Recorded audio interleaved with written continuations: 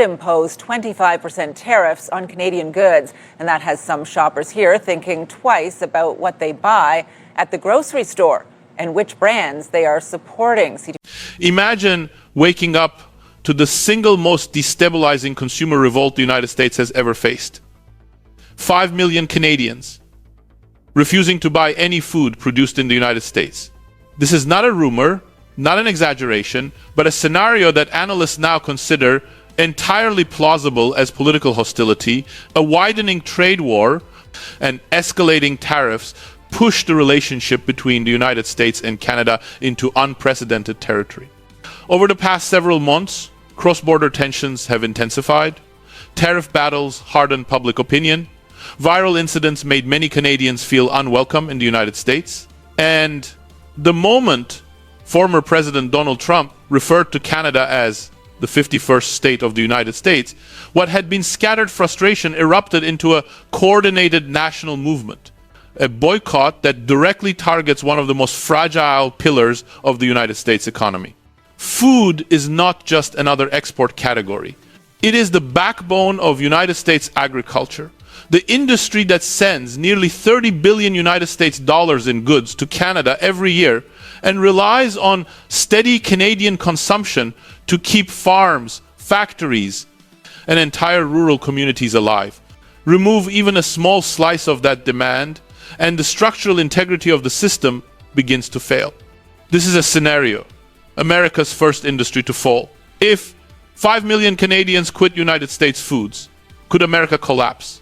And the most important question is this: if this boycott grows, what else could collapse next? Stay with us until the end, because we will uncover the hidden shock that Washington fears most. What makes this moment uniquely dangerous for the United States is not simply the loss of millions of Canadian consumers, but the structural weakness that has been quietly growing inside the American food economy for more than a decade. United States agriculture, long viewed as invincible, has been operating on increasingly thin margins, rising production costs, and mounting financial stress. A sharp external shock does not merely reduce profit. It exposes how close thousands of farms, processing plants, and rural counties already are to the breaking point. Canada is not just another trading partner. It is the closest, most frictionless destination for high-value American foods, and the market that absorbs precisely the categories that United States producers cannot easily divert elsewhere. When that demand suddenly contracts, it is not only farmers who feel the blow. Manufacturers, transportation carriers, cross-border distributors, and rural lenders all begin absorbing the impact within weeks. Momentum builds, confidence erodes, and once confidence slips, markets behave in ways that no policy tool can quickly reverse. Yet analysts warn that this direct economic damage is not the most alarming part of the scenario, because buried beneath the surface is a second shock, one that could hit the United States faster, harder, and far more unpredictably than any boycott Canada has ever launched. The first visible fracture appears in the fields and orchards of the United States, where the agricultural sector has become dangerously exposed to even modest disruptions in foreign demand. Despite its size, the industry operates like a chain under stress. One sudden pull and weak links snap without warning. The Canadian boycott, concentrated among high-value food categories, strikes precisely at those links. Fresh produce growers feel the shock almost immediately. Unlike industrial goods that can be stored or rerouted, fruits and vegetables depend on stable, predictable buyers. When millions of Canadian households remove American apples, lettuce, berries, and tomatoes from their shopping baskets, United States distributors are left with inventory that cannot be moved quickly enough to prevent cascading losses. Prices decline, spoilage accelerates. The financial strain forces farmers to make decisions that will shape their survival for years, not months. The impact does not stop at produce. Meat processors, dairy suppliers, and manufacturers of packaged foods face a sudden imbalance between production capacity and real demand. Canada has long served as the closest, fastest, and least costly outlet for these goods. Once that outlet narrows, production lines slow, transport networks idle, and thousands of workers find their hours reduced or eliminated. At the same time, agricultural lenders confront a rise in restructuring requests as revenue projections collapse. What looks like a consumer shift from afar becomes a credit crisis up close. Local governments, especially in rural regions, begin to see the consequences in their tax bases. Declining property values, shrinking sales revenue, and weaker business activity create budget gaps that cannot be filled through quick policy adjustments. The United States food economy has always relied on rural stability. Now, that stability wavers in real time, but even this visible turmoil is not the deepest threat. Analysts examining multi-sector data warn that agriculture's weakness is only the opening stage of a wider structural shock. Because if this first fracture spreads to the next sector in line, a sector far larger and far more entangled with national financial systems, the consequences for the United States may not be reversible. Once agricultural demand contracts, the shock does not stay confined to United States farms. It begins to radiate outward, entering sectors that have long depended on the steady flow of North American food trade. The first ripple touches food manufacturing, an industry built on precision scheduling and continuous output. When Canadian orders slow, factories designed for near constant production face excess capacity. Assembly lines downshift. Overtime disappears. Entire shifts are suspended. What begins as a consumer boycott in Canada becomes a structural imbalance in American industrial operations. Transportation and logistics absorb the next blow. Cross-border shipping routes between the United States and Canada carry hundreds of thousands of loads of food commodities every month. As volumes fall, trucking companies face unused fleets, cold storage facilities operate below break-even thresholds, and drivers experience longer gaps between assignments.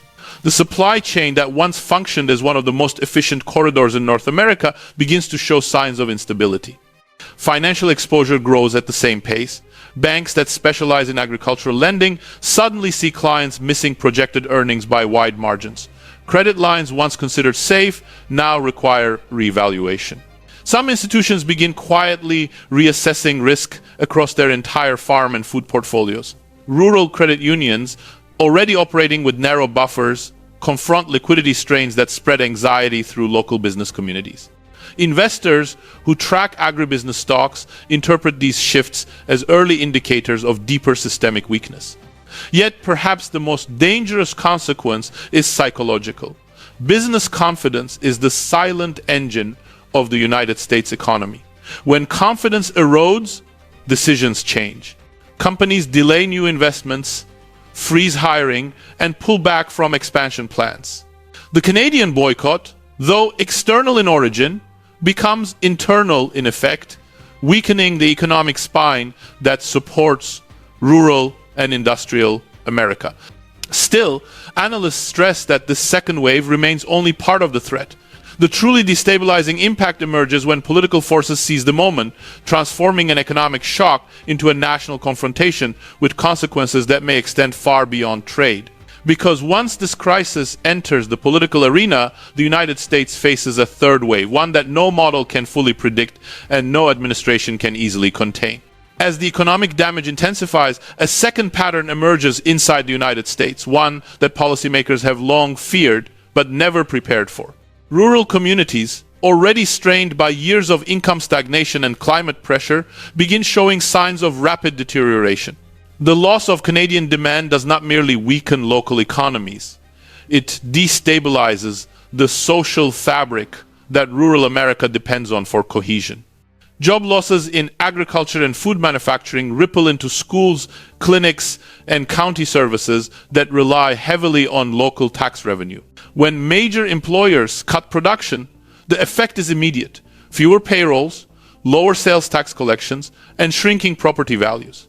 Small towns that once relied on farm stability now confront the reality of cancelled infrastructure plans, underfunded emergency services, and rising household debt. The economic shock transforms into a community-wide struggle to maintain basic public functions. Political tensions escalate just as quickly.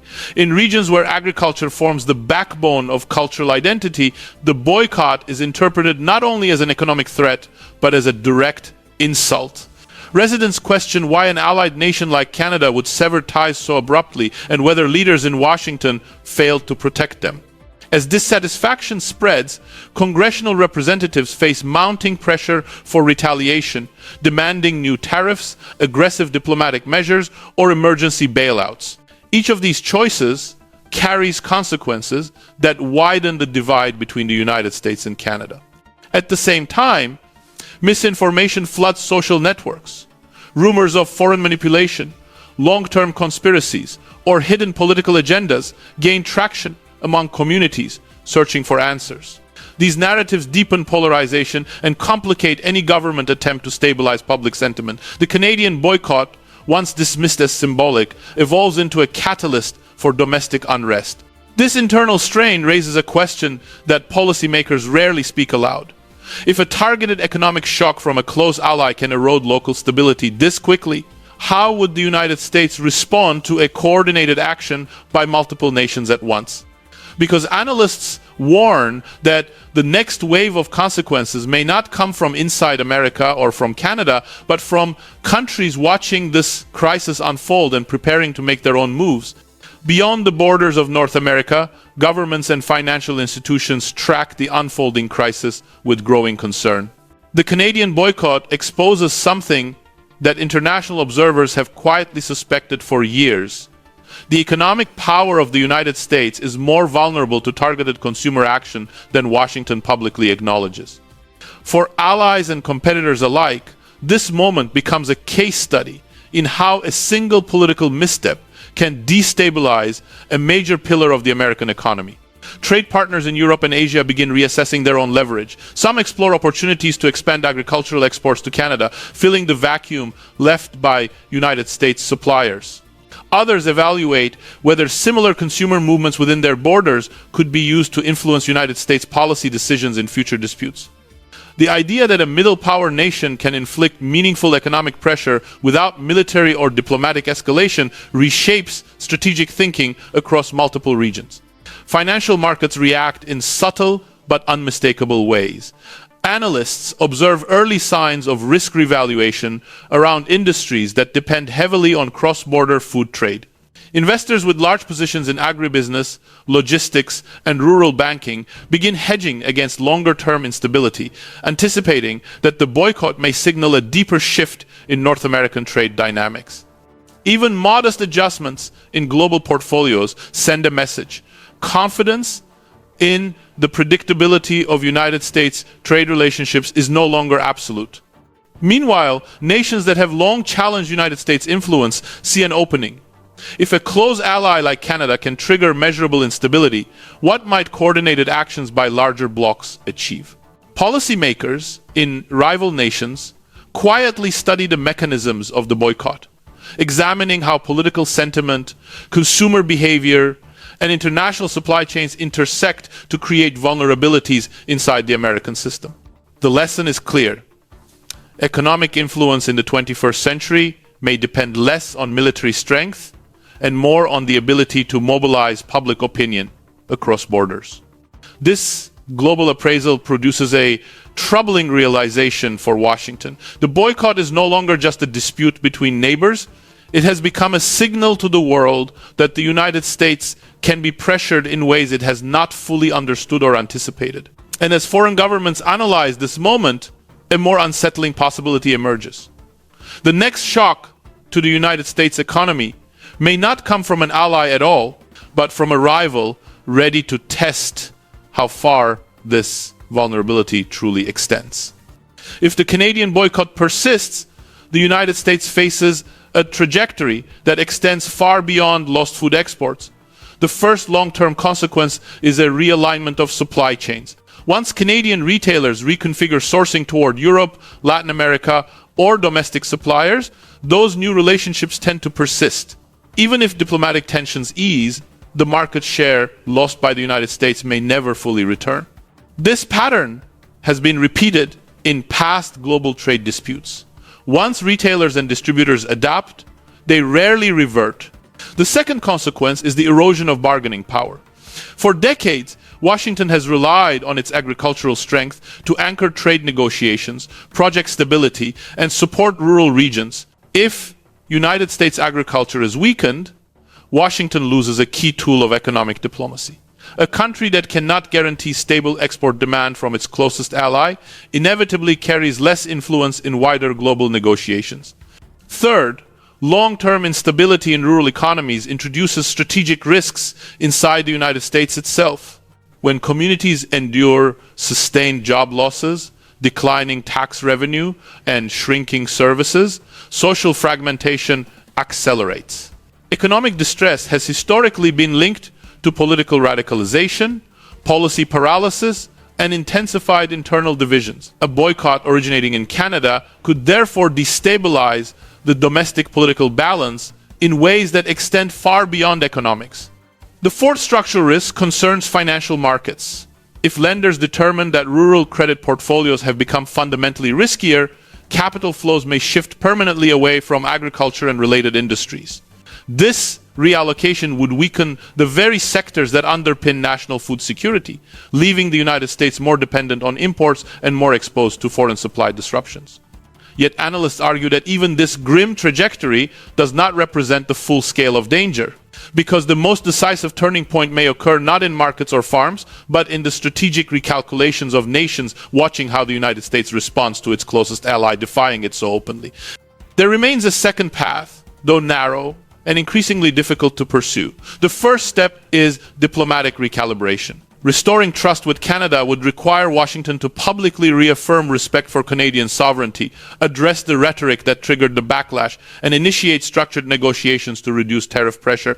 These actions would not erase the boycott overnight, but they would signal to Canadian consumers that the United States recognizes the gravity of the moment. The second step involves strategic modernization of United States agriculture. For years, analysts have warned that the sector leans too heavily on a small group of export partners, with Canada and Mexico absorbing a substantial share of high-value products. A future-proof strategy would require diversifying markets, investing in resilient supply chains, and transitioning towards specialty and value-added goods that are less vulnerable to sudden demand shocks. Reforming crop insurance, credit access, and climate resilience programs would strengthen farmers' ability to weather future disruptions. The third step is rebuilding domestic confidence. Consumers, investors, and rural communities must believe that Washington has a long-term plan.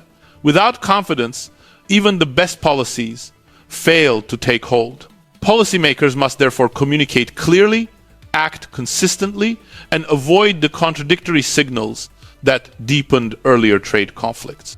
This path is possible, but every week of inaction reduces the likelihood of success. If Washington hesitates, external actors may interpret the delay as weakness. And once foreign governments decide that the United States can be pressured through coordinated consumer action, the strategic landscape of global trade could shift in ways that permanently reduce American influence, which leads to the final and most consequential question of all. What if the Canadian boycott is not the last move in this game, but merely the first test of a vulnerability that far more powerful rivals have been waiting to exploit? Beneath the headlines, beneath the farm closures, beneath the political rhetoric, analysts uncover a darker reality. The Canadian boycott does not merely weaken the United States agricultural sector. It exposes a structural flaw that has been silently forming across the entire American economy for more than 20 years. The real danger is not the loss of Canadian consumers. It is the revelation that the American system can be destabilized by sentiment alone. For decades, the strength of the United States economy has rested on the assumption that foreign markets will always behave rationally, predictably, and economically. The Canadian boycott breaks that assumption. It demonstrates that in a world shaped by political identity, national pride, and rapid digital mobilization, economic behavior can shift not because of supply or demand, but because of emotion. And emotion is the one force no tariff, subsidy, or trade agreement can control.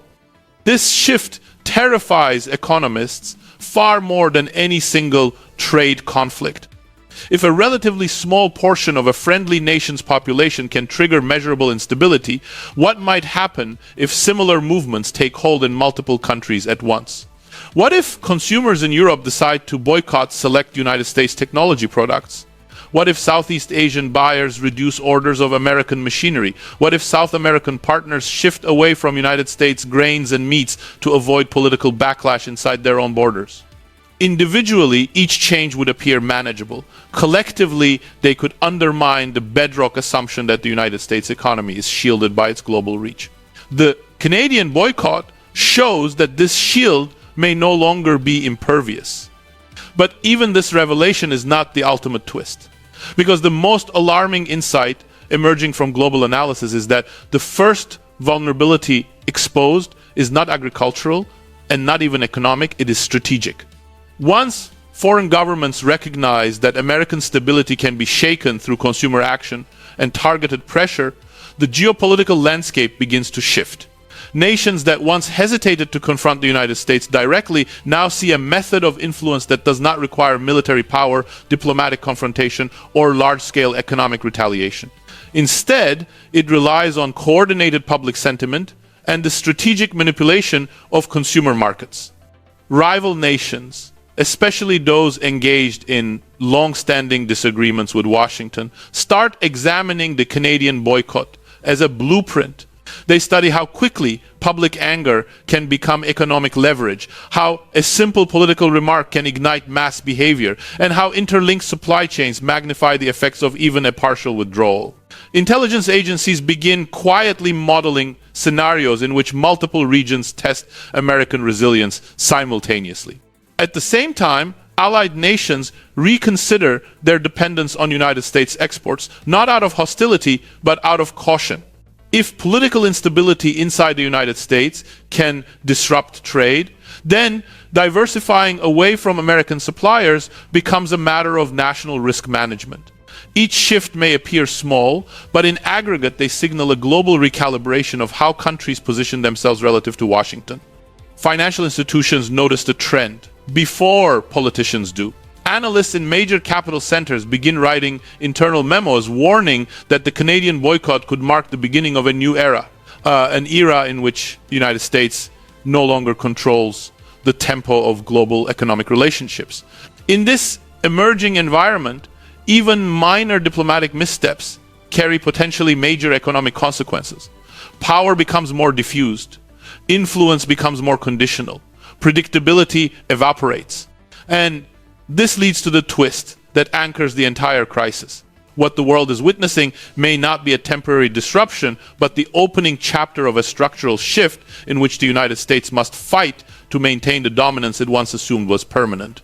The question that frames this entire analysis is simple but consequential.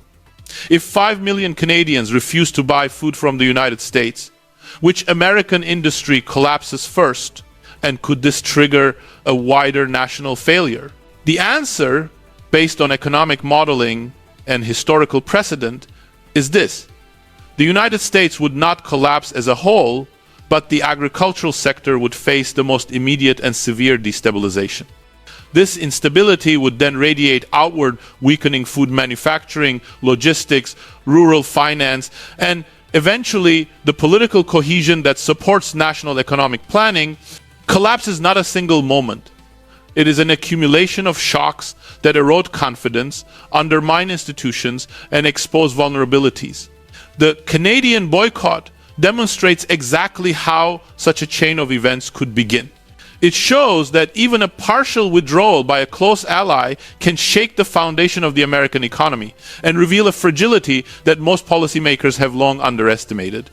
Whether this becomes a temporary disruption or the first chapter of a deeper realignment depends entirely on how Washington responds. Does the United States recalibrate, rebuild trust, and strengthen its economic architecture? Or does it allow this warning to pass unanswered? Is this a bold strategy or a risky mistake for the United States? For more fact-based global analysis, subscribe and stay informed as this story continues to evolve.